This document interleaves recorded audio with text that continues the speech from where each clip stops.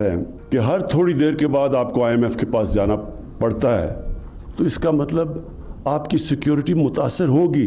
जो आखिर में आपकी मदद करने वाला है वो आईएमएफ रह जाता है, लेकिन उनकी आपको शराइत माननी पड़ती है, और जब आप शराइत मानते हैं तो फिर आपकी सिक्योरिटी कॉम्प्रोमाइज होती है।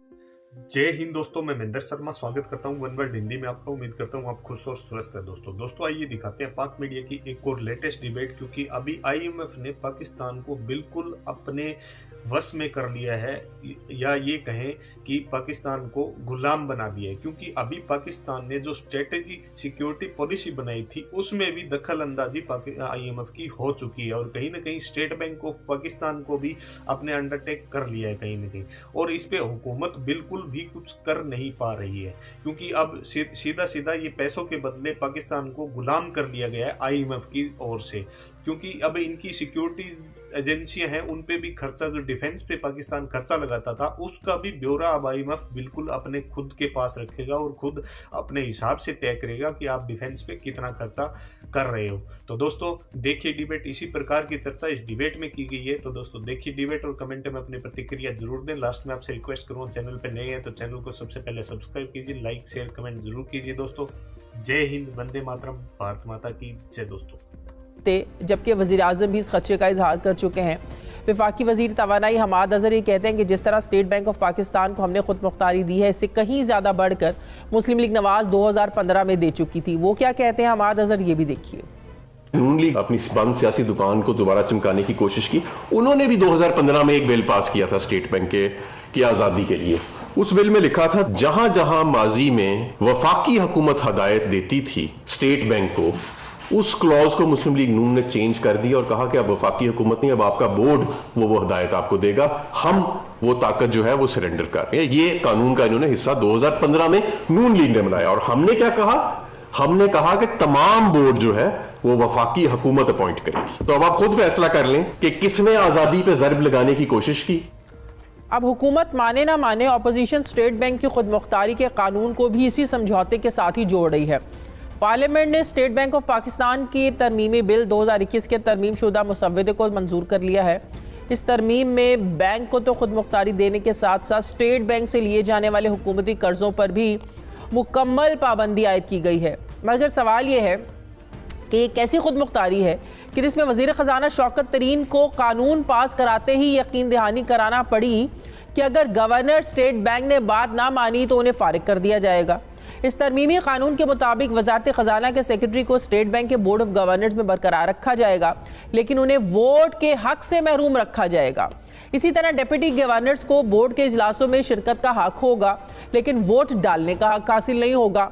कानून के मुताबिक हुकूमत की जानिब से स्टेट बैंक से कर्जा लेने पर पाबंदी होगी, मगर स्टेट बैंक हुकूमत या हुकूमती मलकियती इदारे या किसी दूसरे अवामी इदारे को बराह रास्त कर्ज नहीं देगा, ना ही इसकी ज़मानत देगा। जबकि दूसरी तरफ अपोजिशन जमातें स्टेट बैंक ऑफ पाकिस्तान की खुद मुख्तारी के हवाले से शकूक व शुबहात का इजहार कर रही हैं, जबकि हुकूमत इस तरमीमी बिल को मुल्क की मईशत में बेहतरी का इंदिया दे रही है। के मामलात से आज़ाद हो जाएगा। हुकूमत को, मुल्क को अगर तरक्की देना भी चाहे, गुर्बत ख़त्म करना भी चाहे, तो इसकी पॉलिसी स्टेट बैंक के ही ताबे होंगी। और अगर ये एक्ट सेनेट से पास हो गया तो स्टेट बैंक ना पार्लियामान की सुनेगा ना ही हुकूमत की सुनेगा। इन खदशात में किस हद तक सच्चाई है डॉक्टर साहब? बिस्मिल्लाहिर्रहमानिर्रहीम। देखिए, इस पे कोई शुबा नहीं है कि ये जो तरमीमी बिल लाया गया है स्टेट बैंक के एक्ट पर, वो हद से ज्यादा खुद मुख्तारी स्टेट बैंक ऑफ पाकिस्तान को दे रहा है। अच्छा, इसके क्या असरात होंगे? आपने शायद ये भी इशारा किया है कि प्राइम मिनिस्टर साहब ने कहा है कि इससे सिक्योरिटी, आईएमएफ प्रोग्राम से सिक्योरिटी पे भी बुरा असर पड़ सकता है। मैं आपको ये बताना चाहता हूं कि इस तरमीमी बिल से सिक्योरिटी पर क्या असर पड़ सकता है।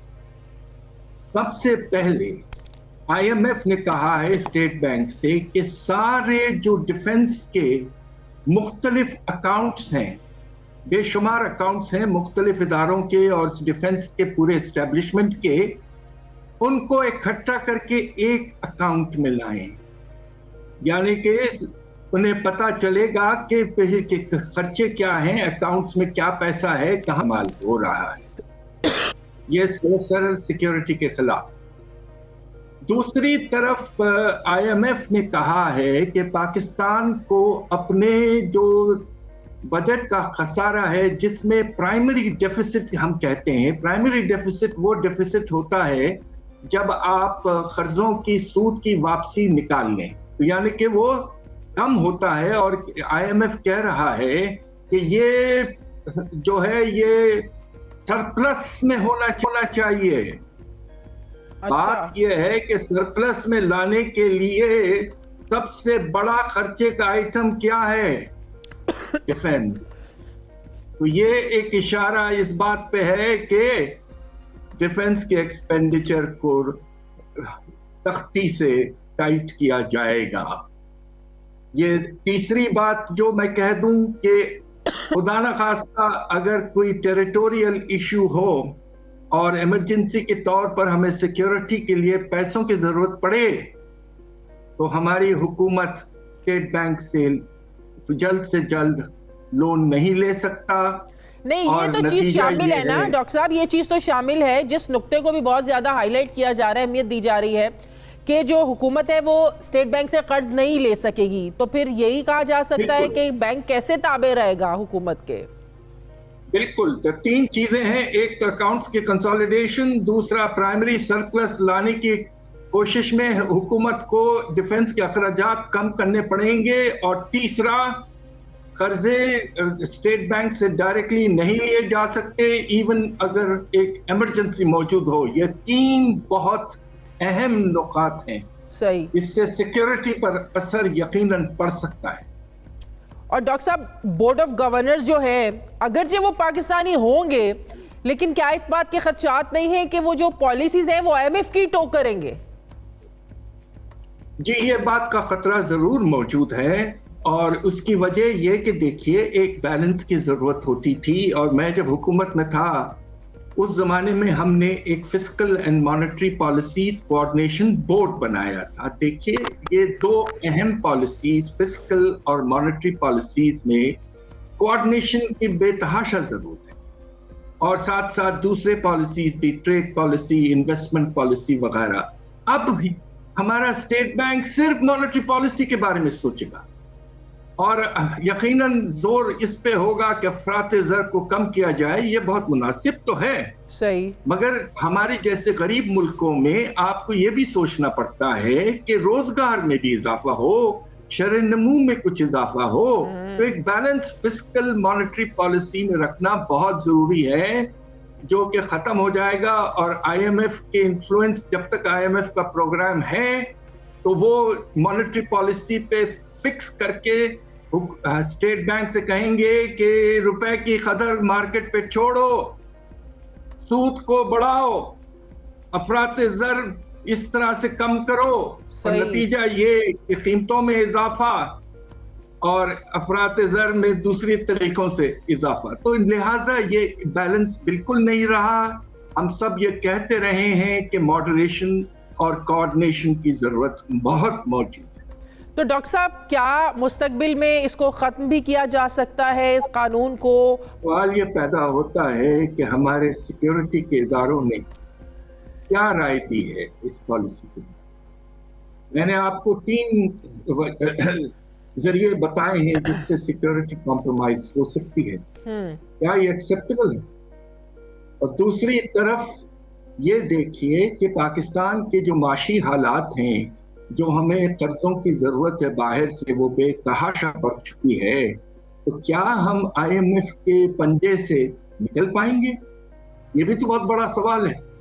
आपके जो इस वक्त माशी हालात हैं और तिजारती खसारा आसमान तक पहुंच चुका है और इसी लेवल पर रहने का खतरा है, तो क्या अनकरीब आप IMF के पंजे से निकल पाएंगे? मेरा नहीं ख्याल करना चाहती हूँ डॉक्टर साहब, आखिरी साल में हुकूमतों की कोशिश होती है कि आवाम को रिलीफ दें, ऐसी पॉलिसीज लेके आए जिसका आवाम को फायदा हो, खासतौर पर मईशत की जो रफ्तार है उसको तेज कर दें।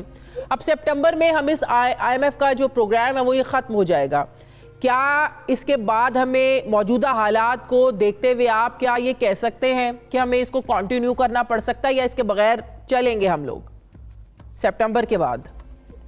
मेरा अपना ख्याल ये है कि जो आपका बाहर से जो फाइनेंसिंग की रिक्वायरमेंट है वो 28 से 30 अरब डॉलर तक पहुंची इस साल, और अगले साल इसी लेवल पर रहेगी, इसलिए कि कर्जों की वापसी की मकदार बढ़ता जा रही है।